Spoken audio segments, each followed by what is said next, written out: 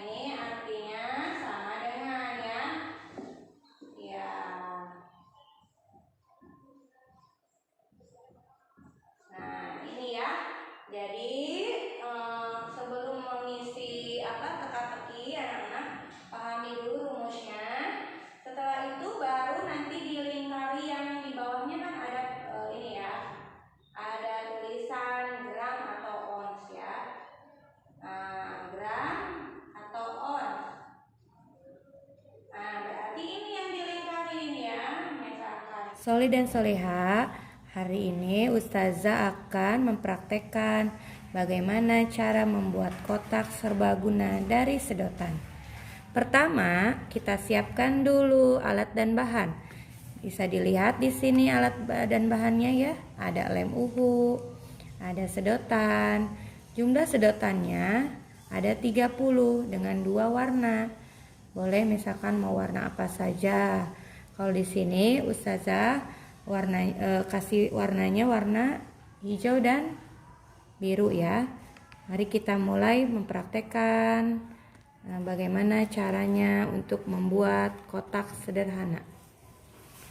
Pertama, kita warna dasar dulu ya. Di sini Ustazah menggunakan warna biru ya. Dibuat 4 dulu, 4 bagian ya. Di sini 3 dengan sesuai dengan contoh yang ada di buku. Nah, setelah itu, setelah membuat garis ininya ya, dasarnya, lalu kita tambah dengan warna hijau. Warna hijau di sini kita beri lem dulu ya, warna biru. Nah, di sini sudah ada 4 ya. 3 ini nih sedotan ya, ditambah 1 4. Nah, setelah itu sudah ada 4, kita kasih lem di sini ya. Pertama ujungnya dulu nih. Kasih lem.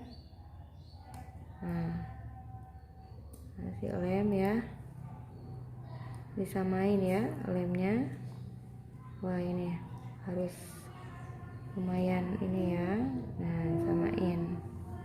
Nah, ini kita kasih, nah ininya harus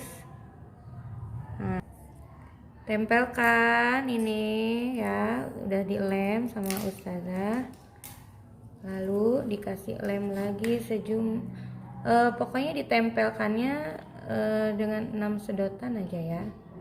Jaraknya bisa diatur sendiri ya, mau dekat atau mau jauh. Yang jelas harus cukup 6 sedotan ini ya.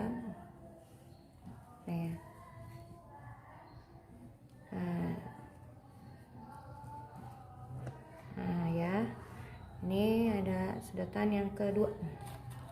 Kita tambah lagi sedotan yang ketiga ya. Ini harus benar-benar nempel. Kalau nggak nempel nanti bisa berantakan lagi nih ya. Ininya. Kalau bisa lemnya juga agak lumayan di ini. Tapi jangan terlalu banyak juga. Nih tempel yang ketiga ya. Nah, sekarang tempelan yang keempat. Nah, 4 sampai 6 ya yang ditempel. Nah, ini yang keempat. Tambah lagi yang ke 5 ya. Tapi bebas ya, kayaknya bisa mau sampai ujung. Nah, ini sudah yang ke 5. Terakhir, boleh misalkan agak di ujung nggak apa-apa. Nah, di sini ya.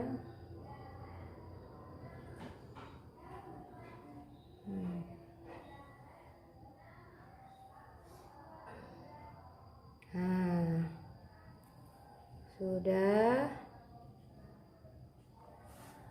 sudah ya. Ini adalah tempelan yang ke-6 ya. Soleh-soleha kita susun ya. Ini sedotannya. Ini sudah seperti ini ya contohnya sesuai dengan buku. Nah, kita susun menjadi 3 tingkat secara berulang-ulang ya. Nih, nanti Ustazah akan memberikan ini ya, contohnya seperti yang ada di buku aja. Nah, udah di Soleh dan soleha ini sudah jadi ya. Ini namanya tempat serbaguna ya. Bisa dipakai buat spidol, pulpen, pensil ya, buat pajangan di rumah ya. Nanti ini bisa dipakai apa saja. Udah kan? Soleh dan soleha ini boleh dipraktekkan, boleh enggak ya di rumah. Nah, kalau misalnya penasaran boleh dipraktekkan. Ingat ya alat dan bahannya yang tadi sudah Ustazah jelaskan dari awal ya. Nanti bisa dilihat di buku tematik juga ya. Terima kasih. Assalamualaikum warahmatullahi wabarakatuh. Ya, halaman 153. Anak-anak tinggal diwarnai mana di sini benda yang lebih berat ya. Nah, di sini kan tadi hampir sama dengan yang sudah Ustazah jelaskan ya. Ini adalah rumusnya dan ini adalah ya membandingkan benda. Nah, di sini ada lebih besar, lebih kecil dan sama dengan ya. Jadi nanti anak-anak tinggal kasih tanda seperti ini ya. Mana kira-kira benda yang lebih besar, mana yang lebih kecil. Jika bendanya lebih besar, anak-anak tinggal diwarnai ya. Gambar yang ada di sininya ya. Nanti sampai halaman 150 di sini 4 ya. Sekarang kita lanjut ke pembelajaran kelima. Nah, di sini anak-anak bisa melihat ya. Halaman 156. Nah, di sini ada gambar yang harus diamati ya. Nah, boleh misalkan mau diisi juga boleh atau tidak juga tidak apa-apa ya. Jadi di sini anak-anak harusnya nama teman nanti bisa ditulis ya nama temannya siapa. Misalkan di sini akibat melanggar aturan sekolah itu adalah materi yang ada di PB 5 ya. Nah, ini Ustazah hapus dulu ya. Ustazah akan memberikan contohnya ya untuk pembelajaran kelima ya. Ustazah akan memberikan contoh. Misalkan di halaman 157 di dalam sebuah tabel itu ada nama teman dan apa? Akibat melanggar peraturan sekolah apa ya kira-kira ya? Nah, bisa ditulis yang ini aja ya. Contoh akibatnya ya. Contoh akibat ya melanggar peraturan sekolah ya. Kira-kira melanggar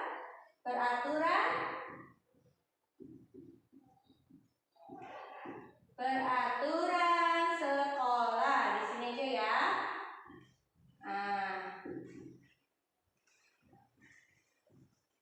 Nah, ini akan Ustazah beri contoh. Misalkan kira-kira apa ya akibatnya?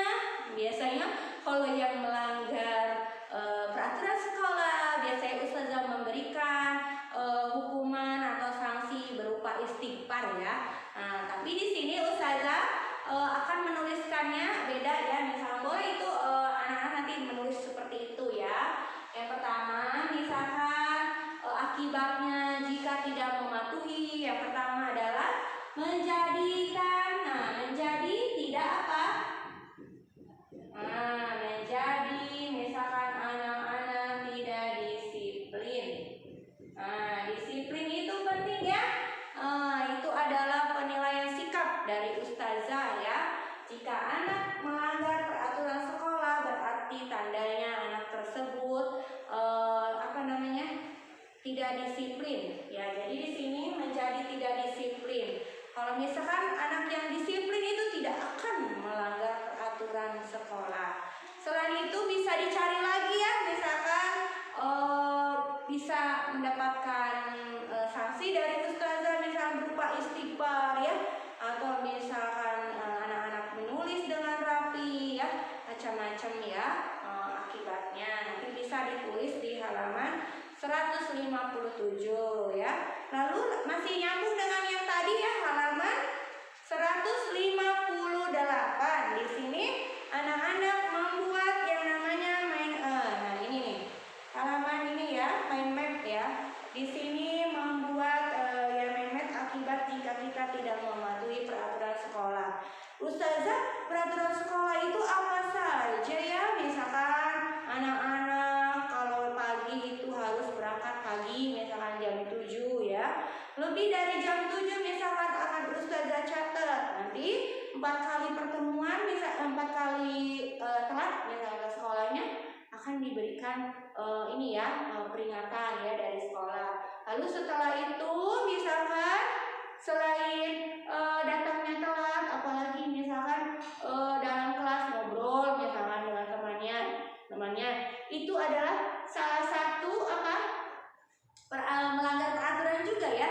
Jadi di kelas itu harus tertib mendengarkan penjelasan dari ustazah. Selain itu masih banyak, misalkan membuang sampah sembarangan itu juga termasuk melanggar ya. Jadi sampahnya itu harus dibuang ke tempat sampah. Lalu merusak lingkungan, misalkan sekolah kita kan sudah termasuk adiwiyata mungkin ya. Jadi tidak boleh merusak tanaman ya, atau misalkan fasilitas di sekolah yang lain. Nah itu juga termasuk salah satu peraturan juga, misalkan. Lalu hormat kepada ustazah itu juga termasuk peraturan. Nah jadi akibatnya ya otomatis misalkan anak-anak bisa mendapatkan sanksi, tapi sanksinya biasanya ustazah akan memberikan bacaan istighfar ya, supaya anak-anak menyadari bahwa itu perbuatan yang salah. Jadi gitu ya. Teman yang melanggar peraturan boleh menegurnya dengan halus ya, tapi tidak boleh menghina atau mencela ya. Boleh menegurnya jadi supaya temannya itu sadar bahwa dia sudah melakukan pelanggaran. Nah itu saja ya penjelasan dari ustazah ya. Kurang lebihnya mohon maaf. Mudah-mudahan anak-anak tetap semangat belajar di rumah ya. Lalu apalagi jangan lupa sholat 5 waktu ya. Kita banyak berdoa sama Allah supaya nanti bisa kembali bersekolah ya, ketemu dengan ustazah dan teman-teman ya. Udah mungkin penjelasan dari ustazah cukup sekian ya. Kita akhiri dengan mengucapkan hamdalah. Alhamdulillahirobbil alamin ya. Wassalamualaikum warahmatullahi wabarakatuh.